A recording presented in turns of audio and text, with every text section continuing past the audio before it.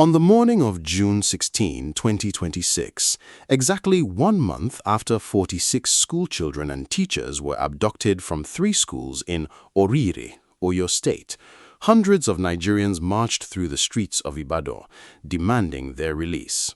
The protest was peaceful. It reached Government House. Governor Seyi Makinde came out and spoke to the crowd directly. And then, as the protesters began to leave, suspected armed thugs arrived with cutlasses, bottles, and stones and attempted to scatter them. What happened next is the part of this story that mainstream media is still struggling to process. VDM did not run. He charged at them. His deputy, Kokopi, charged with him, and the thugs fled. Everyone is covering this as a moment of personal bravery. But the question nobody is asking is the one that should dominate every conversation about Nigerian democracy this week. If you have to physically repel armed thugs to exercise your constitutional right to peaceful protest in the capital of Nigeria's southwest, what does that say about the safety of civic space in this country, and who sent them? By the end of this video, you will have the analysis, the political context, and the institutional framework to answer that question. Do not go anywhere. I will give you the name of the specific group that funded similar thug deployments against protesters in at least 2 other Nigerian states this year, and explain why the OYO incident fits a pattern that should concern every Nigerian, not just Ratel members. Before we go further, if you're new here, Niger Brief exists for one reason: to give Nigerians the political analysis that mainstream media won't. Whether you're in Abuja, Lagos, Kano, Port Harcourt, or London, this channel is for you.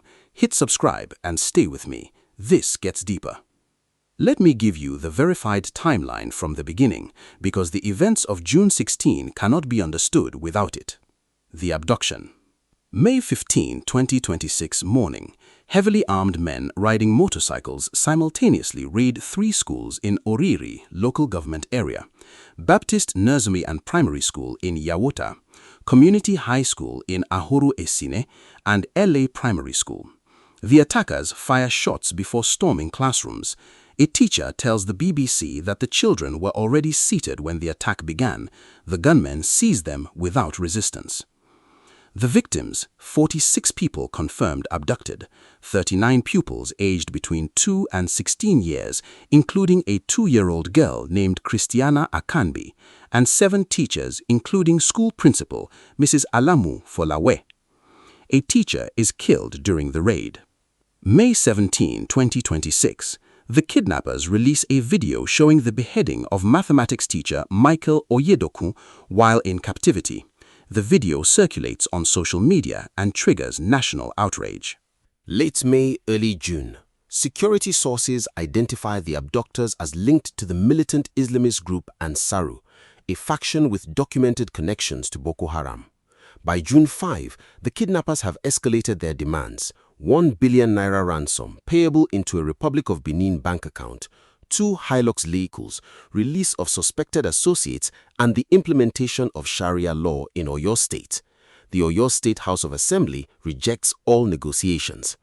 Intelligence places the hostages inside the vast Old Oyo National Park, a forest reserve with difficult terrain, particularly treacherous during the rainy season.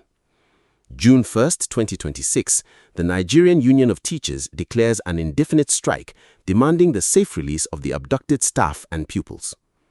June 11, 2026, VDM leads a midnight protest at the Nigerian Air Force Base in Abuja, addressing security personnel directly. He states, "Air Force, if you have bullets to shoot us, you have bullets to shoot kidnappers. Go and shoot kidnappers."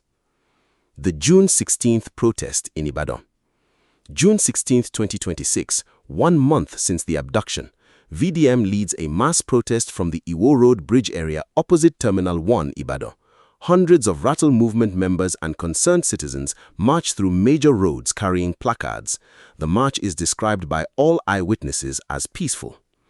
At Government House Ikolaba, Governor Seyi Makinde addresses the protesters. He announces that a Nigerian Army lieutenant has been killed during rescue operations.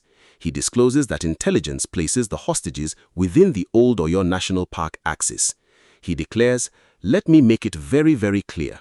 OYO State is not Chibok, and it will not be Chibok." He asks protesters to maintain calm to avoid compromising ongoing intelligence operations.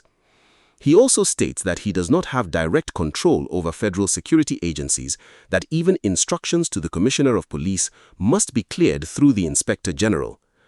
As the protest disperses, eyewitnesses report panic breaking out. People begin shouting, "They are coming with cutlasses." Suspected thugs arrive armed with cutlasses, bottles, and stones. Protesters scatter. VDM, rather than retreating, charges directly at the attackers alongside his deputy, Kokopi.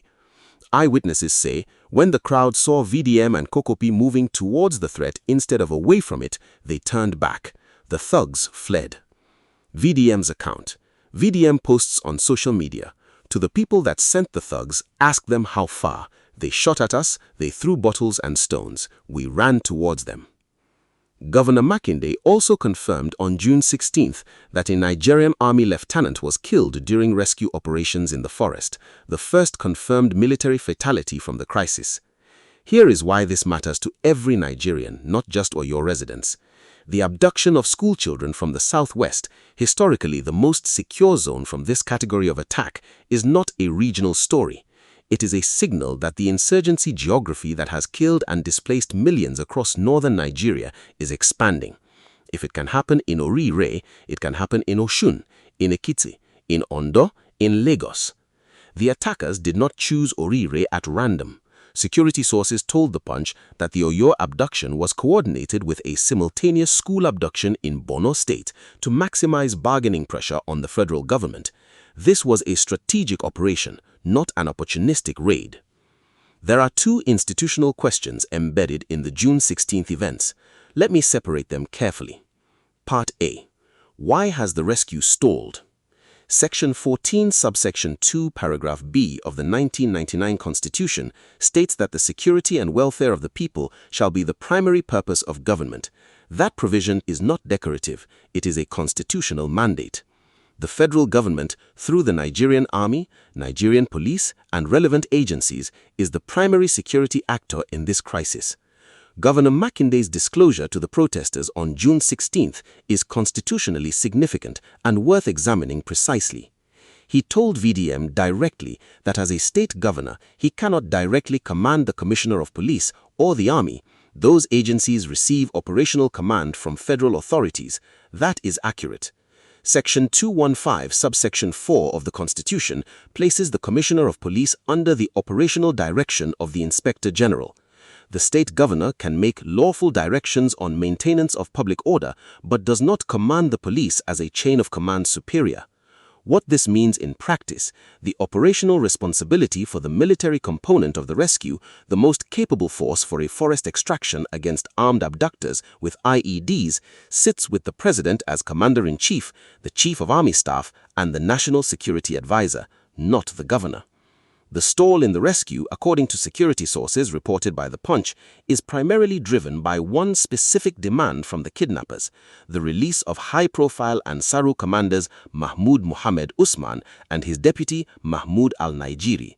The government faces a genuine dilemma: rescuing 46 hostages, including toddlers and children, from a large forest held by an armed group with IEDs without triggering a mass execution of the very people they are trying to save. That is a real operational constraint. It does not excuse a month of captivity, but it explains why the governor's response to VDM's question, "When are the children coming back?" was honest rather than evasive. Part B. The right to peaceful assembly and the thug question. Section 40 of the 1999 Constitution guarantees every Nigerian the right to peaceful assembly and association. Section 41 guarantees freedom of movement. A thug deployment against a peaceful protest is not merely an attack on the individuals targeted, it is an assault on constitutional rights. Three institutional questions flow from the thug incident. 1. Who deployed the thugs and for what purpose?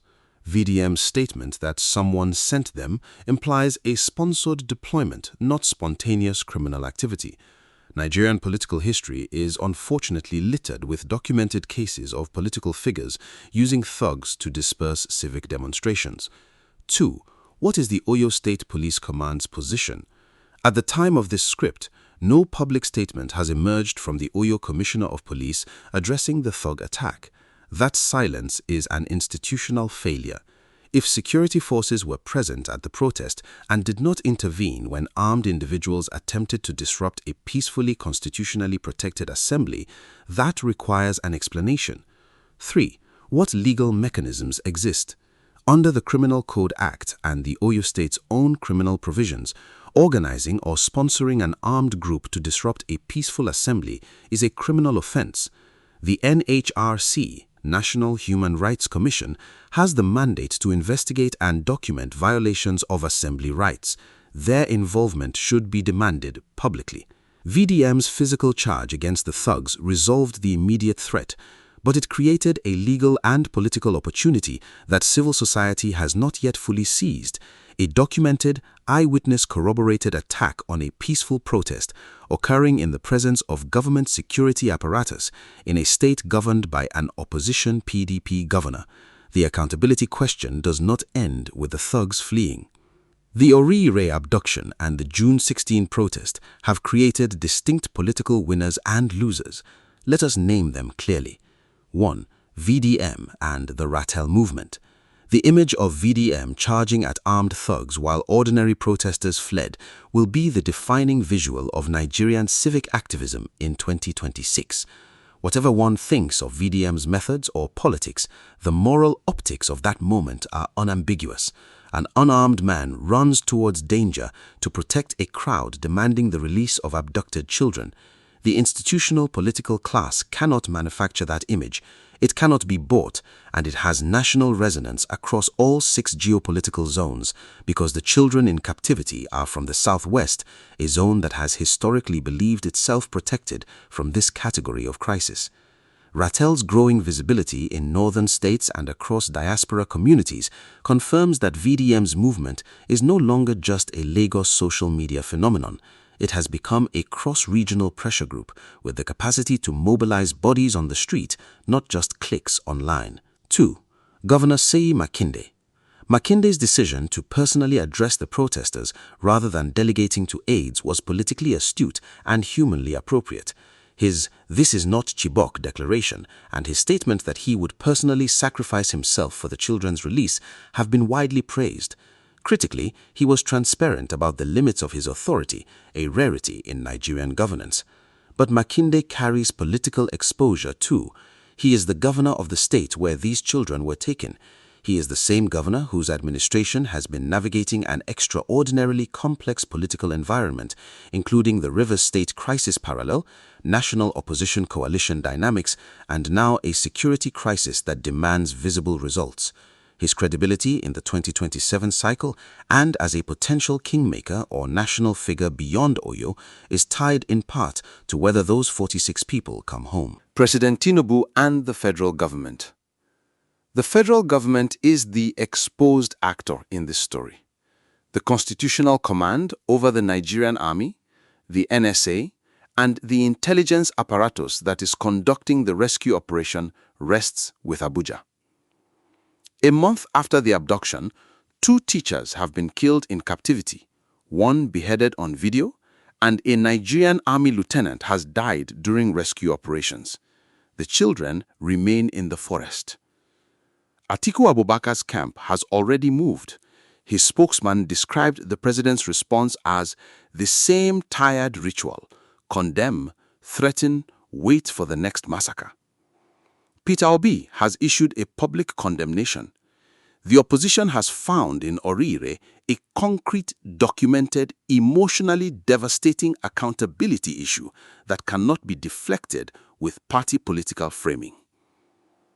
The unnamed thug sponsors. Whoever ordered the June 16 thug deployment made a catastrophic political miscalculation.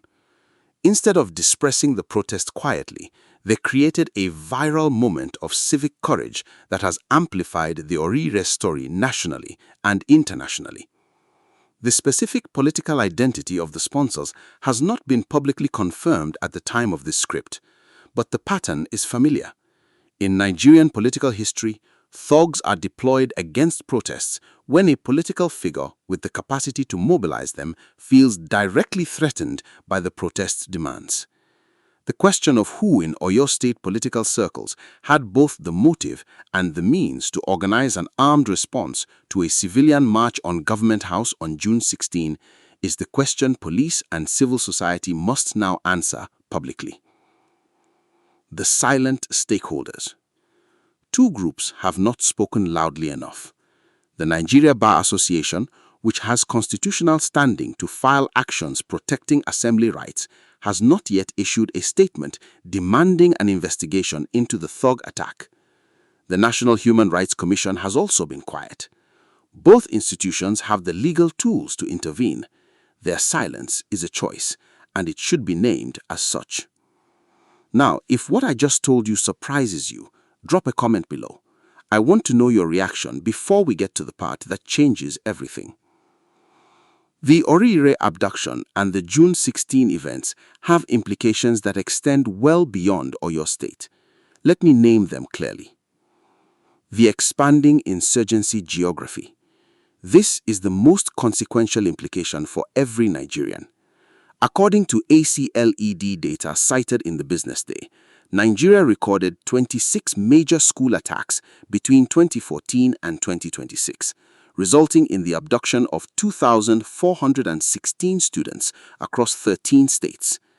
The 2026 Oyo attack marks the first high-profile coordinated school abduction in the Southwest. Security sources confirm it was designed in coordination with a simultaneous Bono abduction to create maximum negotiating leverage. The implication for the Southwest, South-South, and Southeast, zones that have historically told themselves they are protected from this category of attack, is direct and urgent. That narrative is over. The community of Oriire's Baptist Nursery School believed the same thing until May 15. The civic space question. The thug attack on a peaceful protest demanding the rescue of abducted children is a data point in a larger pattern of shrinking civic space in Nigeria. When the cost of exercising constitutional assembly rights includes running away from men with cutlasses, the chilling effect on future demonstrations is real and measurable. Organizations like Amnesty International Nigeria and the Civil Society Legislative Advocacy Center have documented multiple similar incidents since 2023. The Oyo incident is particularly egregious because the protest was for children, not against any specific political figure. Inter-ethnic and interfaith dimensions. The kidnappers' demand for the implementation of Sharia law in Oyo State is not just a negotiating provocation. It is a deliberate attempt to insert a religious dimension into what began as a criminal security crisis. The Oyo State House of Assembly's outright rejection of that demand is constitutionally correct. Oyo is a secular state, but the framing has already created social friction online. Every Nigerian political actor has a responsibility to refuse to let this crisis be racialized or sectarianized. The victims are Christians and Muslims. The communities demanding their rescue are cross-religious. That fact must be amplified, not suppressed. International and diaspora dimension. The Oriire abduction has already drawn international attention. Al Jazeera ran a full report on May 19, placing the attack in the global context of Nigeria's ongoing school kidnapping crisis. The UK Foreign Office and US State Department have both been monitoring the situation. For Nigerians in the diaspora, particularly those with family in Oyo State and the broader Southwest, the abduction is not an abstraction. It is a direct threat to the communities they left and to which many still remit. The diaspora community can play a specific and practical role here, funding civil society documentation of the crisis, amplifying credible journalist investigations into the thug attack, and maintaining pressure on both the Oyo State and federal governments through direct communications to their UK, US, and Canadian MPs and Congress members who engage with Nigeria through the Africa caucuses. The broader pattern disconnects too internationally. The targeting of schools as political pressure leverage has been documented across West and Central Africa, in Mali, Burkina Faso, Niger, and Cameroon as a deliberate insurgent tactic to destabilize secular government credibility. Nigeria is not an isolated case. It is part of a region-wide strategy. There are several arguments circulating in response to this story. Let me engage the strongest ones. Argument 1. The government is handling it. A protest just risks the children. This is the most serious counter-argument and must be taken at its strongest. Governor Makinde explicitly asked protesters to be calm to avoid compromising intelligence operations. Disrupting the rescue with uncoordinated civilian pressure could, in theory, cause the abductors to relocate or harm the hostages. The flaw in this argument is not the concern, it is the framing. The protest did not enter the forest, it marched to Government House and demanded an account from elected officials. That is not interference with a rescue operation, it is the exercise of democratic accountability. If the standard being applied is that any public pressure on government during a hostage crisis constitutes operational interference, then constitutional democracy effectively suspends itself whenever there is a security emergency. That is a dangerous precedent, and it is one insurgents and authoritarian actors everywhere have historically exploited. Argument 2. VDM is playing politics with a tragedy. This argument is circulating in some political spaces. It should be examined precisely. VDM first called on Rattels to support the OYO teachers' protest on June 1, when the victims were still anonymous in national discourse and the story had not yet become a political flashpoint. His Abuja Air Force Base protest on June 11 was a night march that attracted no media fanfare. His June 16 Ibadan protest explicitly sought a meeting with the governor, which he received. The content of his demand, rescue the children, stop banditry, security agencies must act, is not partisan. Political actors who make this argument should be asked one question: what have they done for the 46 people still in captivity? Misconception. The Southwest is now as unsafe as the Northwest. This is an overcorrection driven by understandable fear. The Oriire attack is serious and its implications are real. But the baseline security environment in Oyo State, the Southwest broadly, and the Southeast and South-South remain categorically different from the sustained high-frequency attacks on communities and schools in Zamfara, Katsina, and Kebbi states. The data does not support equivalence. What the Oriire attack does signal is a widening of the operational geography, not an overnight equalization of risk levels. Here are the 3 specific signals that will define how this story develops in the weeks ahead. 1. Whether the Oyo State Police Command issues a public statement on the thug attack. The absence of any official response to a documented, eyewitness corroborated attack on a constitutional protest is a governance failure in real time. Watch for whether the Commissioner of Police for Oyo State or the Inspector General at the federal level issues any statement acknowledging and committing to investigate the incident. If no statement emerges within 72 hours, that silence is itself a statement about accountability. Civil society organizations should formally write to the Commissioner of Police demanding an investigation. If they do, watch whether media cover the request and whether they receive a response. 2. The hostage release timeline. The most important signal in this story is whether the 46 people still in captivity come home alive. The death of 2 teachers, one beheaded on video, and a Nigerian Army lieutenant has made this a national crisis with real human stakes. Watch for any statement from the presidency or the Chief of Army Staff on operational progress. If another 30 days pass without a breakthrough, the political pressure will escalate to a level that begins directly affecting Tinubu's 2027 positioning in the Southwest, where Makinde is a key ally. The rescue is not just a humanitarian imperative, it is a political test of federal capacity. 3. VDM's next move and the Rattel movement's trajectory. VDM has stated his readiness to personally enter the forest to confront the abductors. This should be read as political theater designed to maintain pressure, not as a serious operational plan. But the Ratel movement's ability to sustain a national mobilization on this issue over multiple weeks, Abuja, Ibadan, now the thug confrontation, demonstrates something new in Nigerian civic activism. A movement capable of physical presence and sustained pressure outside a single event protest cycle. Watch whether Ratel files any formal legal action against the thug attack through a human rights lawyer. If they do, it transforms the movement from street activism to institutional engagement, a qualitatively different level of civic power. What civil society must do is specific. The NBA, NHRC, and every registered civil society organization working on security and democratic rights should produce a joint statement on the June 16 attack within the next 7 days. The statement should name the attack as a documented assault on constitutional assembly rights, demand a police investigation, and call for the OYO state government to publicly clarify what security presence was at the protest and why it did not intervene.